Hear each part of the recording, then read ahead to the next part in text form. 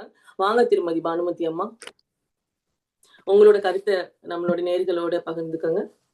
நன்றி, வணக்கம். உங்கள் அனைவரையும் இங்க ஒருங்கிணைந்து சந்தித்ததில் எனக்கு ரொம்ப மகிழ்ச்சி. என்னை வந்து வாட்ஸ்அப் குழுலையும் சரி, இங்கே அழைத்ததும் சரி, விகேஜி அவர்கள் தான், விஜயகிருஷ்ணன் அவர்கள். நாங்கள் எல்லாம் எம்எம்எஃப்ல இணைந்து செயலாற்றுறோங்க. நான் சபேசன், நாங்கள் எல்லாம். இந்த வாய்ப்புக்கு மிகவும் நன்றி. விகேஜி சொன்ன மாதிரி மெல்லிசை மாமன்னர் வந்து இப்ப எம்ஜிஆர் பட்டா சிவாஜி பாட்டா நம்ம தலைப்பு எடுத்திருந்தாலும் அவங்க எண்ணிக்கை வந்து 200 அடங்கிடுது. ஆனா அவர் 5000 பாடல் ஏற்றிருக்கிறார்.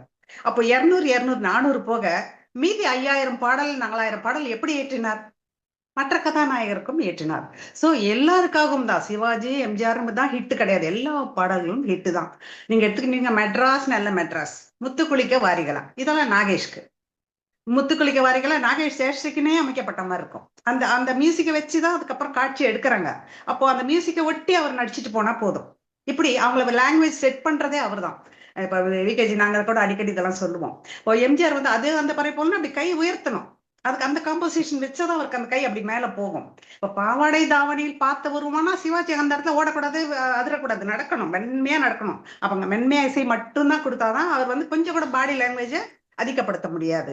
அந்த மாதிரி அதே மாதிரி வந்து நிறைய அந்த மாதிரி சொல்லலாம். இப்போ மை நேம் இஸ் பில்லா சொன்னார் இல்லைங்களா, ரஜினி வந்து மை நேம் இஸ் பில்லா அப்படின்னு இழுத்துட்டு ஒரு அண்டர்லைன் பண்ணுவார், ஒரு மியூசிக் கொடுப்பார். அந்த மியூசிக் எதுக்குன்னா அவங்களோட பாடி லாங்குவேஜ் ஒரு ஒரு இப்படி ஒரு ட்விஸ்ட் கொடுக்கணும். அவரு அதுக்கு இடம் கொடுப்பாரு, ஸ்கோப் கொடுப்பாரு.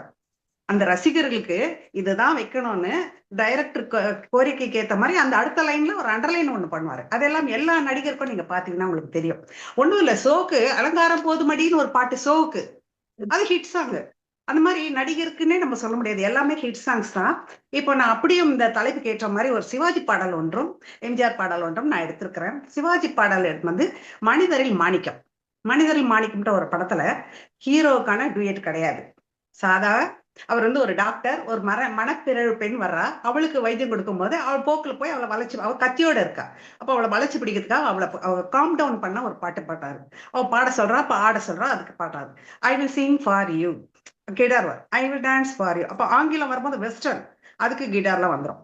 ஆட்டம் என்ன சொல்லடி தோழி நான், அப்படி வரும்போது மிருதங்கம் வந்துடும், கர்நாடிக் வரும். இப்படி ஒரு பல்லவியோ ஒரு சரணமோ கர்நாடிக்கும் வெஸ்டர்னும் மாத்தி மாத்தி வைக்கலாம் ஃபியூஷன்ல. ஆனா 2 வரின்னு போட்டு பாடி டிஎம்எஸ் வேலை வாங்கிட்டார் அவர். கஷ்டம் அந்த மாதிரி பாடுறது, ரொம்ப கஷ்டம். ஏன்னா டக்கு டக்கு டக்குன்னு மூட் செட் ஆகணும், அந்த மெத்தட் செட் ஆகணும், சிங்க் ஆகணும், இவ்வளவு விஷயம் அதுல இருக்கு.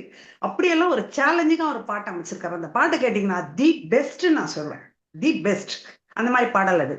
அதே மாதிரி அதுல வந்து பாத்தீங்கன்னா அந்த அதற்கு அப்பன் பாடிய தேவாரம், அதற்கு மேலே சாரீரம்னு வரும்போது அப்ப அதை அண்டர்லைன் பண்ணணும். அந்த சாரீரம் வேர்டு வந்துருச்சு, அப்போ ஒரு நிரவல் வைப்பாரு,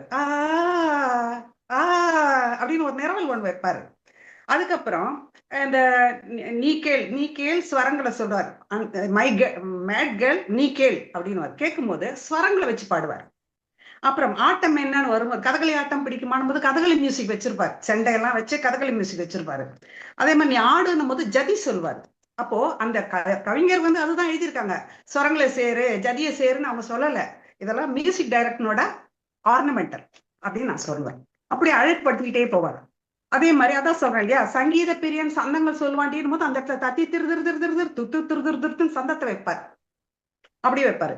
அதே மாதிரி ஆடு பதத்துக்கு ஆடுவாண்டின் போது ஜதி சொல்வார், ஆட்டம் வந்துடணும்.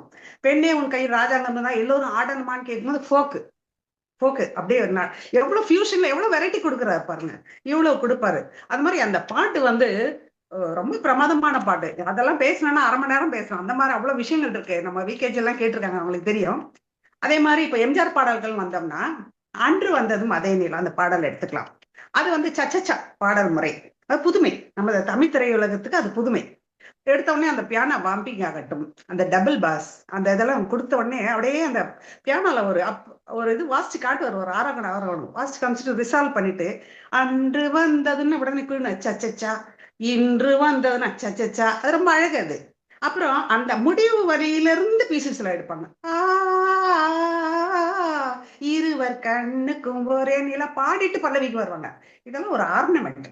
ஃபார்முலா தானே, பாரவை பல்லவி சரணம் இப்படித்தானே வரணும். ஆனா அது உடைப்பாரு. அது உடைச்சி அழகுக்கு அங்கங்க ஒரு மணிக்கு நடுவுல பொண்ணு கோக்குற மாதிரி, பொண்ணுக்கு நடுவுல மணி கோக்குற மாதிரி அப்படியெல்லாம் ஒரு அலங்காரப்படுத்துவார். அப்புறம் இதுல வந்து அப்புறம் அந்த மியூசிக் அதெல்லாம் சொல்லணும். வேம்பிங், பியோனா வேம்பிங், டபுள் பாஸ் அதெல்லாம் சொன்னா அது போயிட்டே இருக்கும். அப்புறம் அம்பிகாபதி கண்டனை எல்லாம் சொன்னா அவங்க ரிப்பீட் பண்ணி பாடுறது, அவர் பாடும்போது இவங்க ரிப்பீட் பண்ணி பாடுறது, இந்த மாதிரிலாம் ரொம்ப அழகா வரும். பியானோ வேம்பிங்க்கும் அப்புறம் டபுள் பாஸ்க்கு ஒரு போட்டி வரும். திருப்பி பியானோ அக்காடின் அடுத்த இடையிசையில வந்து பியானோ அக்காடின் வரும் வெர்சஸ் அப்படி போயிட்டு இருக்கோம். அதுக்கப்புறம் காதல் ரோமியோ கண்ட நிலா, கன்னி ஜூலியட் கொண்ட நிலா அவர் பாடுவார். அதுக்கப்புறம் ரெண்டாவது தடவை இவங்க பாடுவாங்க. அந்த வரியை ரிப்பீட் பண்ணி பாடும்போது வசனம் டிஎம்எஸ் தான் முதல்ல பாடின 2 வரியே வசனமா பாடுவாரு, ஓவர்லாப்பிங் ஆகும். அதே மாதிரி இவங்க பாடும்போது பாவை லைலா பார்த்த நிலா சாதமா வசனம் பேசிட்டு தான் பாட்டு வரும், தொகையரா வந்துட்டு தான் பல்லவி வரும். ஆனா இவங்க பாடிட்டு அப்புறம் வசனம் பேசுவாங்க, அதுல ஓவர்லாப்பிங் அவங்க கலந்துப்பாங்க. இதெல்லாம் என்ன ஒரு ஆர்னமெண்டல் இல்லையா, ஒரு பொன் கொர்த்த மாதிரி தானே மணிகள் நடுவில், அப்படி ஒரு அழகான ஆர்னமெண்டல். திருப்பி பாலை வனத்தினில் வண்ண நிலா அப்படின்னு பாடி முடிக்கிறது. திருப்பி அன்று வந்ததும் இதே நிலா சச்சா, கடைசி அதே மாதிரி கொண்டு வந்து இணைக்கிறது. அந்த இருவர் கண்ணுக்கு ஒரே நிலானும் போது இருவரையும் பாட வைக்கிறது. இதெல்லாம் அவரு பாடல்ல இருந்து இசையை எடுக்கிறேன்னு சொல்வார்.